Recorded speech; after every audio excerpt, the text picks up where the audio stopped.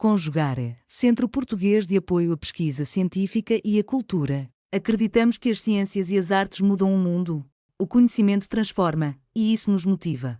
17ª Jornada Virtual Internacional em Pesquisa Científica, com o tema Educação, Cidadania e Práticas Educativas, realização dias 18, 19 e 20 de agosto de 2026.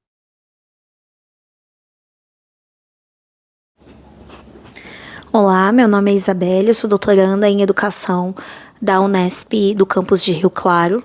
Eu escrevi esse trabalho junto com a doutora em Educação Daniele Lozano, docente do DCNME, da UFSCar do campus de Araras.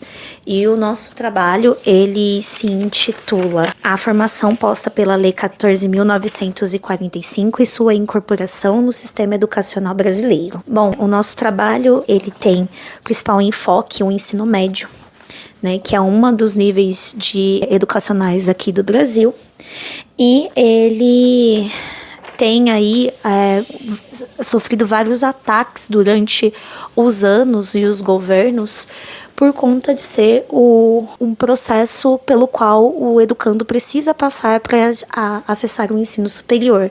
Ensino superior esse no Brasil, que ele vem sendo gradualmente, né, ocupado pela classe trabalhadora, principalmente após as expansões das universidades e as políticas de acesso e permanência. Só que isso é um dos campos de embate político em que o ensino médio se insere, né? O ensino médio, ele está já discutido como embate político desde a formulação da Lei de Diretrizes e Bases, que é onde se regulamenta esse nível níveis e modalidades educacionais, incluindo o ensino médio.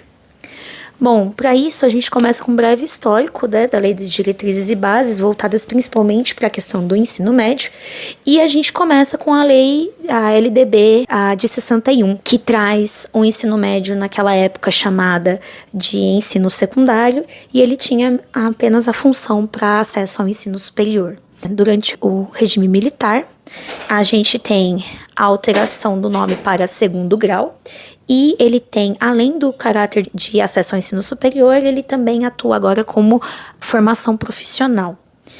E aí a gente passa para 88, com a Constituição Federal, depois da redemocratização, em que a gente tem a educação como um todo, né, como um direito garantido a todas as pessoas, como dever do Estado e da família, e isso faz com que a gente tenha algumas regulamentações para permanência e acesso dos educandos no sistema de ensino. Nisso nós temos a nova formulação da LDB, que é a de 96, que é a nossa LDB atual, em que atende às demandas da Constituição Federal e garante que o ensino médio ele passa a ter, então, agora 3 anos de duração e altera o seu nome para ensino médio, como nós os conhecemos, e o caráter dele é de aprofundamento do conhecimento do ensino fundamental, que seria a sua etapa anterior, e há um formato de se seguir com os estudos. Então, o ensino médio ele vai ter a intencionalidade de preparação para o trabalho e para a cidadania,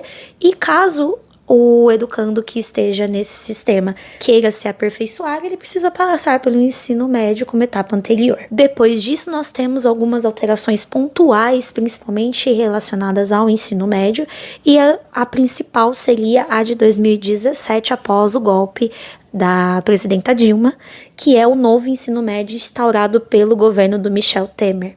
Ele atende totalmente às necessidades do mercado, né? E por isso a formulação de 2024, que é feita após o retorno do governo Lula em 2023, que é justamente essa lei na qual nós vamos analisar, ela é de extrema importância, porque pensando no primeiro governo Lula, que atendeu a demanda nacional e internacional do mercado, a gente precisa ver se essa lei ela terá um avanço ou um retrocesso comparado a de 2017, que foi um grande desmonte ao ensino médio.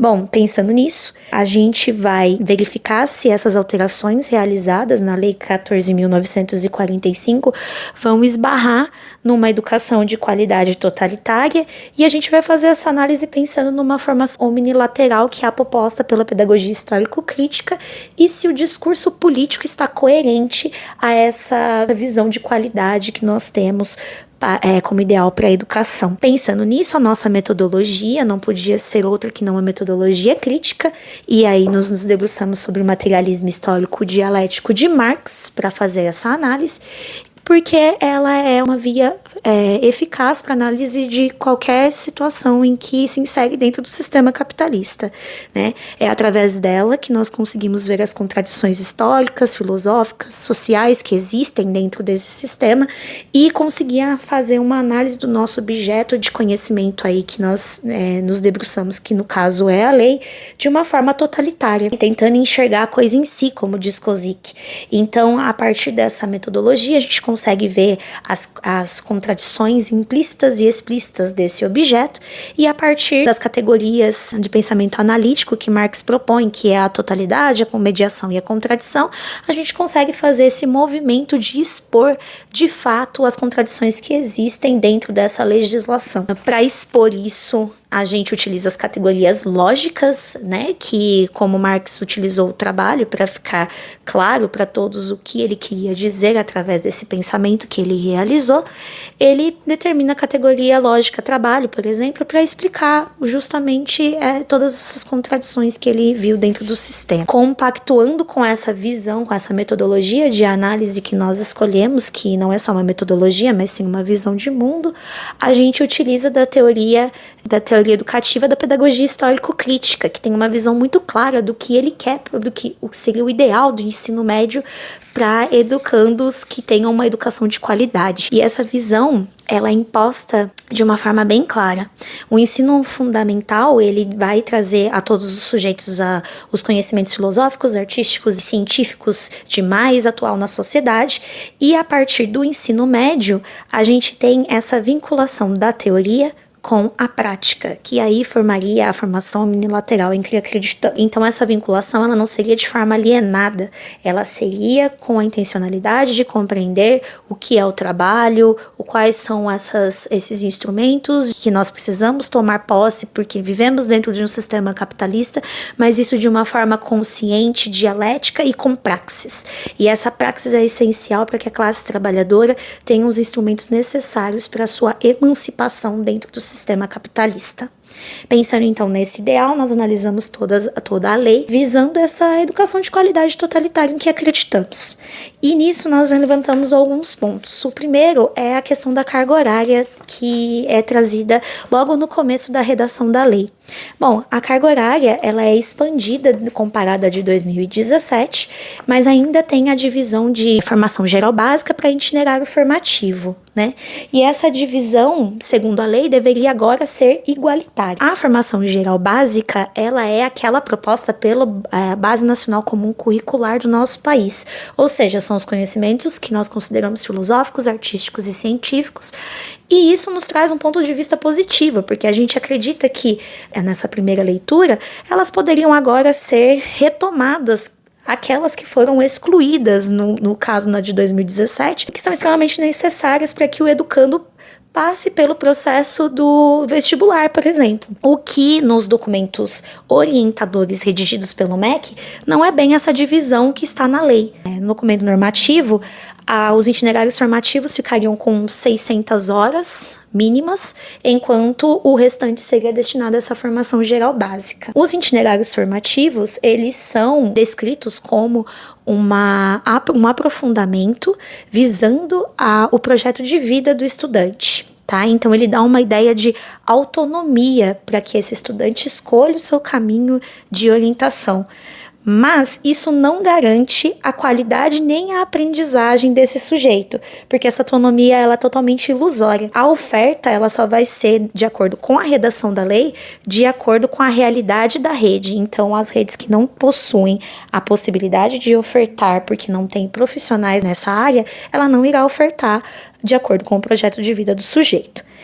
E essa autonomia, ela também é ilusória porque ela dá a ideia de escolha do sujeito como um sujeito protagonista. E a gente sabe que isso vem muito das ideias do aprender a aprender, que Duarte discute, e que vem de uma ideia positivista, pós-moderna, construtivista de educação, e que atende às ideias de mercado e ao neoliberalismo, distanciando muito de uma visão crítica do sujeito, porque esse sujeito, ele é educado para aprender o que é prático, não para aprender o que se é necessário para uma emancipação, para uma educação emancipatória, para uma educação de fato de qualidade totalitária. Isso faz com que a gente pense também, se não for um itinerário formativo, é um itinerário formativo técnico. Essa é a segunda divisão dessas duas formações dadas pela escola nesse momento. E esse itinerário formativo técnico, ele vai de acordo com o catálogo nacional de cursos técnicos, ele vai atender à demanda do mercado. E aí, essa oferta desses itinerários formativos técnicos, eles são voltados a duas vertentes, todas com um caminho de privatização da educação, tá? O primeiro, ele é em parceria com os sistemas S, os dois principais aqui, Senai e Senac, que é um grande grupo de entidade privada, sem fins lucrativos, que é mantida pelo governo e pelas indústrias, no caso do Senai e no caso do Senac, pelo comércio. Então, é uma grande formação de mão de obra da classe trabalhadora para a classe dominante. Quando não são eles quem atendem essas demandas, nós partimos para o lado de outras instituições de privatização que também vão oferecer as mesmas formações técnicas de uma forma talvez até mais precarizada do que o próprio sistema S. Quando não são esses vieses, a gente tem os processos seletivos simplificados ofertados pelos estados, no qual a gente vai ter dois tipos de professorado que vai buscar esses processos seletivos. Aqueles que não encontram mais espaço na formação geral básica, mas que têm habilidades para ministrar aulas de componentes técnicos, e as pessoas que procuram na docência um bico ou uma forma de trabalhar com educação sem ter preparo para isso, que no caso dos documentos de 2017 nós consideramos o saber notório. Nesses dois casos nós temos uma precarização da educação e o esvaziamento do trabalho educativo, da função do trabalho educativo, porque como a gente garante qualidade, sendo que dentro da própria redação de 2024 nós temos que haverá preparação didática e metodológica para esses professores, mas não se fala em quais modos nem em quais condições essa educação vai ser realizada para fazer essa formação técnica. Nisso temos outra problemática, a formação geral básica, que além de esvaziada, né, como eu havia dito anteriormente, o retorno dessas grades curriculares, elas não foram determinadas pelo governo federal a forma como elas serão distribuídas durante os 3 anos, o que também preconiza muito a questão da educação. Quando a gente vai olhar os últimos dados do PISA, que avalia a questão dos conhecimentos de ciências, matemática e língua portuguesa, e aí a gente está falando dos dados de 2022, que é anterior a essa lei, nós já vemos que essa educação, ela não passa do nível 2, e esse nível 2 quer dizer que nós estamos no nível de conhecimento e habilidade básica de cotidiano que os nossos estudantes conseguem realizá-los. Ensino noturno, que nessa lei ele é dito que será adicionado a partir da necessidade de cada rede de Estado. E isso também é atrelado ao CAD único, essas duas discussões. Por que nós atrelamos essas duas discussões? A classe trabalhadora, historicamente falando, ela necessita do ensino noturno, que está sofrendo desmonte dia após dia, agora com a assinatura embaixo dessa lei. Esse desmonte do ensino público, que é necessário para a população, porque muitas vezes é a forma de existência e resistência dessas pessoas, porque elas estudam durante a noite e trabalham durante o dia. Quando você não tem a oferta do ensino público, você vai ter 2 viés, ou a pessoa vai desistir do ensino médio, ou ela vai se sujeitar a fazer um ensino regular ou um ensino integral que tenha essa formação técnica.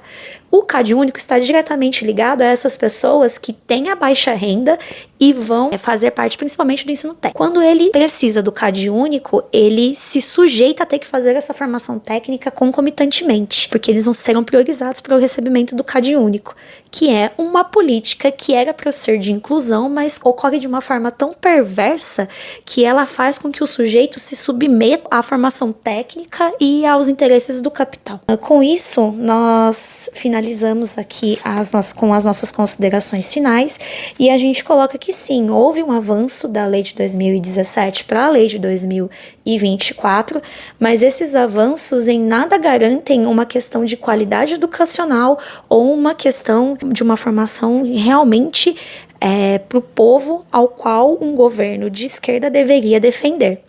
E sim, a gente vê a perpetuação da lógica mercadológica realizada de forma cada vez mais incisiva e que faz com que a última etapa da educação básica, que é o ensino médio, atenda mais uma vez às demandas do capital.